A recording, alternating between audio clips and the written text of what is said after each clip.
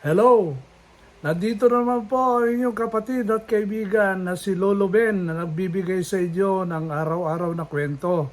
So magandang hapon po sa inyong lahat. Kaninang umaga, ang lakas ng ulan dito sa lugar ko at kasalukuyan ngayon may bagyo doon sa Batanes at saka banda ng Cagayan at Ilocos Norte. Yung lugar ko sa Lawag tuloy-tuloy ang ulan at yung mismong barangay namin umaapaw na yung tubig at nagkakaroon ng flooding doon. Sana hindi tuloy-tuloy yung ulan ngayon doon at medyo sana huhupa na. Sa update naman, wala namang mga biktima doon at saka sa Batanes naman ang daming mga naputol na sanga ng kahoy dahil sa malakas na ulan at saka hangin doon. Yun ang una natin balita dahil kanina talagang yung Typhoon Holian malakas at meron pang hinihigop na southwest monsoon rains dito sa lugar ko. So, ang latest na balita ng pangalawa ay nagpahayag po ng press release at nagpahayag ng isang kwento si Doc Willie Ong na siya ngayon ay nagpapagamot sa Singapore. At sinabi niya na ang kanyang asawa na si Dr. Lisa Ong nasa aeroplano na daw papunta ng Manila, pabalik ng Manila para maghain ng candidacy. At sabi ni Dr. Willie Ong na tatakbo daw siya ng pagka-senador itong mid-year election ng 2025. Sabi niya magseserbisyo daw siya sa mga tao na nangangailangan, kaya napag-isipan daw niya na siya ay tatakbo bilang senador. So alam niyo, ang opinion ko lang dyan is hindi na natuto si Doc Willie Ong. At marami akong nabasa sa mga comments sa kanyang mga pahayag sa Facebook at saka sa YouTube na karamihan na nagsasabi na sana alagaan na lang niya ang kanyang kalusugan at magpalakas siya habang nasa Singapore. Ganoon din po ang aking opinion. Sana po hindi na niya dagdagan ng pagkatoksik o negative na opinion sa kanya dahil alam naman din niya na ang dahilan kung bakit siya nagkasakit o nagkaroon ng sarcoma o cancer dahil dito sa negative bashing na nangyari sa kanya nung siya ay tumakbo bilang Vice President, kasama niya si Mayor Isko Moreno. So kung ako ang mag-a-advise sa kanya, sana hindi na siya magpatuloy kasi alam nyo ang politika sa atin madumi talaga ang politika. Alam nyo, kung hindi kayo gagastos ng malaking pera para bumili ng boto, ay hindi kayo mananalo. Kung hindi ka magbibigay ng pera sa mga nambuboto, wala, hindi kayo mananalo. Ganyan po ang politika dito sa Pilipinas.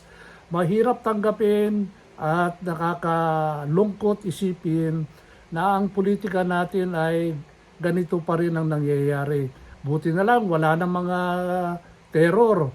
Dati-dati pinapatay yung mga kandidato bago sila magain ng candidacy. Ngayon, matindi na nga ang pagbibili ng boto ngayon. Marami silang kalamay, marami silang mga nagbibigay ng sponsor o tulong. At siyempre, pag nakaupo ng mga ito, ano pa ang mangyayari?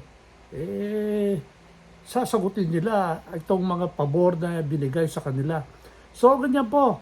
Sana makapag-isip-isip pa si Doc Willie Ong para hindi rin niya ipagpapatuloy itong pagkakandidato niya bilang isang senador. Alam niyo, noong 3 araw na nakalipas, hindi lahat at inanunsyo ng ating presidente na si President BBM yung mga kandidato ng senador. Senatorial slate ng kanyang administrasyon. Nakapili siya ng isang dosena o isang dosena, 12 candidates. Isa dito yung mga dating nagsenador na. Kasama yan si dating Senador Manny Pacquiao, si dating Senador Ping Lacson, nandun yung kapatid niya, si Amy Marcos, nandun si Cayetano, yung anak ni Villar na babae, tatakbo rin. Si Lito Lapid, tatakbo rin. At saka yung mga bago ay si Secretary Abalos. At hindi natin alam kung sino ngayon ang papalit sa kanya.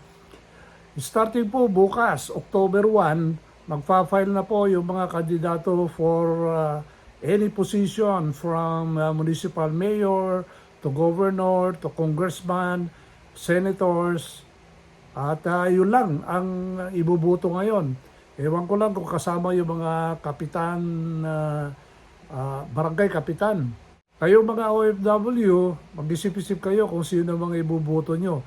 Siyempre, yung mga nagsusuporta sa inyo, ang inyong mga pagtatrabaho dyan sa mga ibang bansa, sila po ibubuto nyo kasi talagang dedicated sila sa advocacy nila para tumulong sa mga overseas Filipino workers.